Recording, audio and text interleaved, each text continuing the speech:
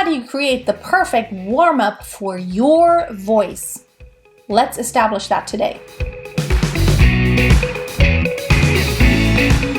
Hi and welcome to today's video. In case you don't know me yet, my name is Freya. I'm a professional singer and vocal coach from Germany. Creating your perfect warm-up for your voice is so important. Your voice is different from anyone else's, and not every day you will feel the same way. Not every day you have the same goals. It's very different whether you're just going to exercise and maybe address very specific issues, whether you want to practice a song that requires you to belt really high in chest voice, or you want to sing classically, or you're getting ready for a concert where you have to sing for 3 hours straight, or you're just getting ready for a concert where you have to sing one song and nail it perfectly. That will require you to have different kinds of warm-ups. So first of all, what you want to do is establish your vocal range. You want to know what is your middle, low, and high, both chest voice and head voice range. You have to know it. If you don't actually have a piano, I highly recommend you get a piano app. There are free ones out there. I use the Virtuoso app. No affiliation here. It's just that the one that I've had on my phone for many years. And I always have it with me just in case I need a pitch or I need to just check where I'm at in my warm-up. Always have it with me. So you must know your vocal range in your registers. If you don't know what your middle chest voice is and your low chest voice and your high chest voice limit, how are you going to be able to practice and know if you're actually pushing yourself or if you're in a relaxed area of your voice, which is something I'm going to get to in just a minute here. Also, you want to consider your voice type. If you're a high soprano, you might want to focus more on those high sparkly parts of your voice. If you're more of a lower, darker, deeper voice, that requires you to sing in that area of your voice more. If you're a bass or a bass baritone or even a baritone, you don't want to neglect that low part. You don't want to neglect it as a soprano either, but it's not going to be as focused on those lower parts. You're going to focus more on the middle and high parts.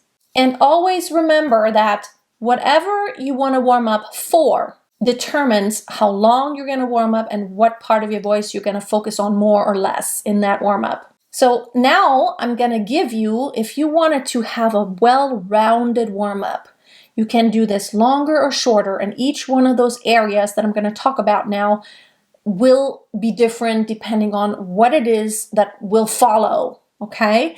Also, you might have days where you feel like, I just need a little more time here on the high belting, or I think I need a little bit more time on the low humming parts, because my voice is just a little hoarse and phlegmy, and I think I need to take it easy for a little longer before I really do the high impact and the really hard stuff. So I have a vocal warm-up checklist that you can also download from my website. I will put the link below. There's actually an audio program that also goes with this that is also for free. The link is below. I highly recommend you check it out. I walk you through a perfect warm-up that is really thorough, but again, it will depend on what your goals are, what your voice type is, and all these factors that I just mentioned. So the first thing you want to do is really warm up your body. When you get up in the morning, you're stiff, and warm up your body just a little bit. And it might be just 30 seconds, it might be 2 minutes, depending on how you feel. And see, different things work for different people. For me, like shoulder rolling, that is something that makes me tense in my shoulders. A lot of choirs do that, but for me, that doesn't help. It actually creates more tension than it helps. For me, it's more like really focusing on my posture and maybe doing a couple of squats and trying to circle my hips. Those are things for me personally that help me to warm up my body, to be more aware, to loosen up, to make sure tension is not there. For me, head rolling and shoulder rolling, no, it doesn't work for me. Creates more tension. So figure out what helps you to wake up your body without creating more tension, but with creating just more awareness. What movements help you? It might be even just riding a bike or going for a run. Really, seriously, when your body is actually warmed up and woken up, your voice will be in a good place. And then the first thing you want to do when you vocalize, you want to start with low to mid. no loud stuff. You want to have low intensity, and I always love to start with a low, soft, and slow.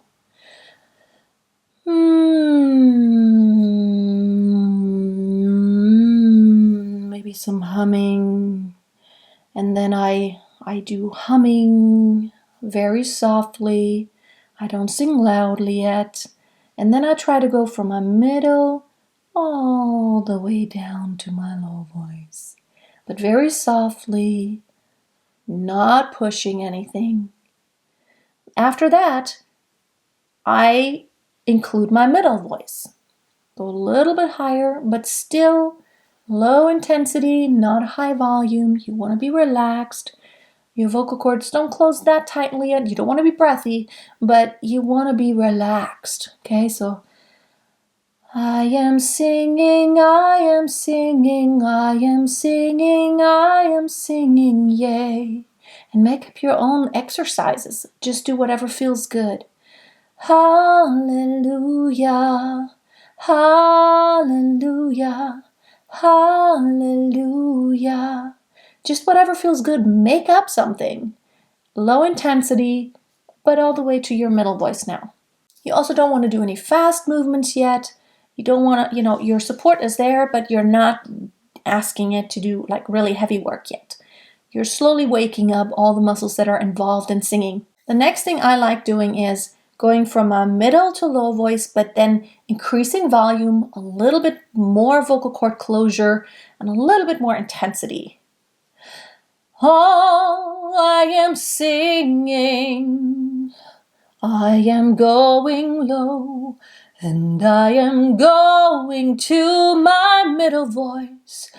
La la la la la, la la la la la la la. You. So really increasing intensity, but not really to where it's heavy yet. And I like using chest voice first if I'm going to sing pop music. If you are someone who sings only classical music, you want to start maybe out in head voice if you're a soprano, but you don't want to neglect your chest voice. You also want to include that, because neglecting your chest voice completely will neglect some of the muscles that are involved in singing. And I have found that it's always helpful, no matter what genres you sing, to sing all your registers, your entire range. You can also start now to be a little bit faster.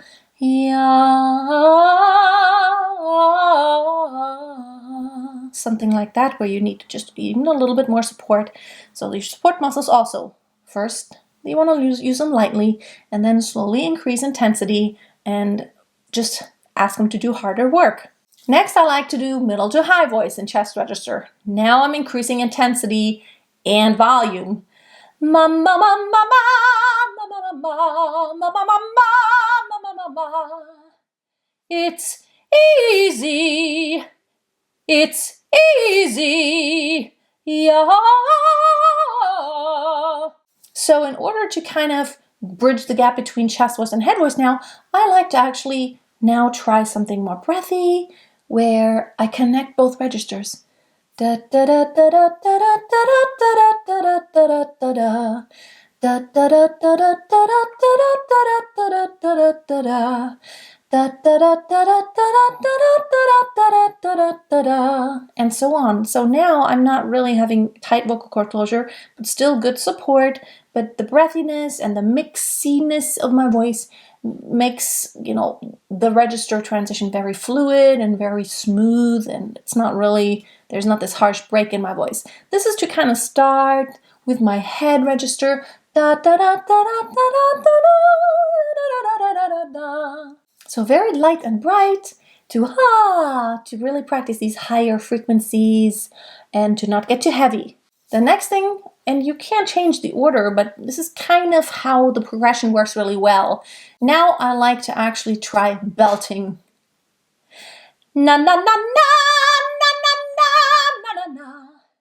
na na na na na na na na na na na na. And again, you feel if you're ready for anything that I show you. Don't do it before you're ready, okay?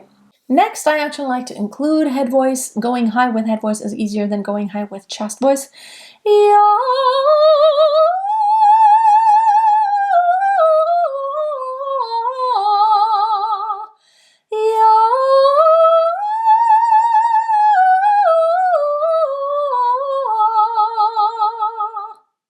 And you want to try to go all the way to a limit.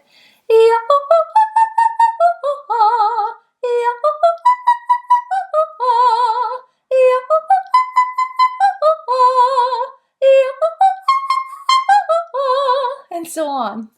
Now the next thing is including register changes.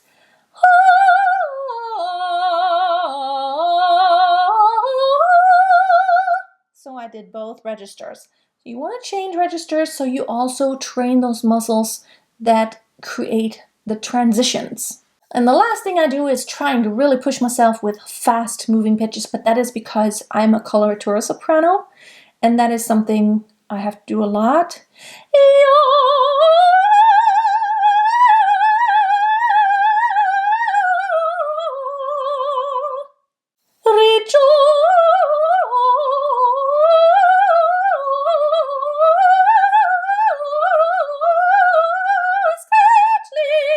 Something of that nature that really activates my support, but it's because I'm a coloratura, and that is something I need to focus on. I need to really always brush up on. And then, of course, optionally, you can just practice whatever you need to do. I always think it's useful to practice volume changes and high held pitches or something like that. Belted maybe. Yeah!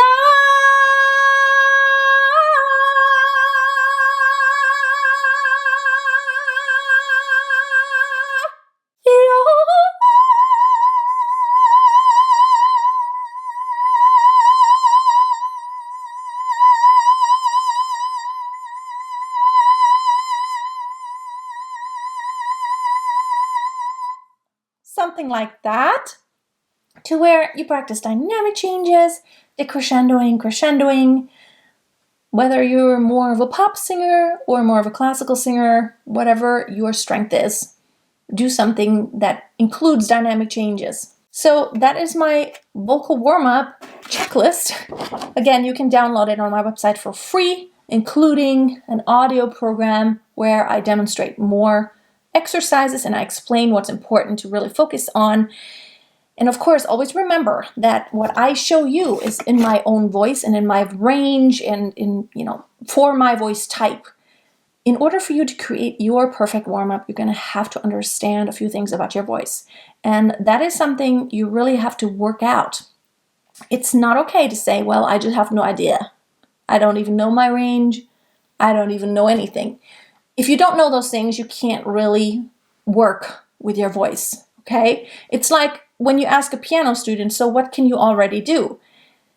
They will be able to tell you, well, I can do scales over one octave and I know the fingerings, or I can do scales over 2 and more octaves and I know the fingerings for all of those.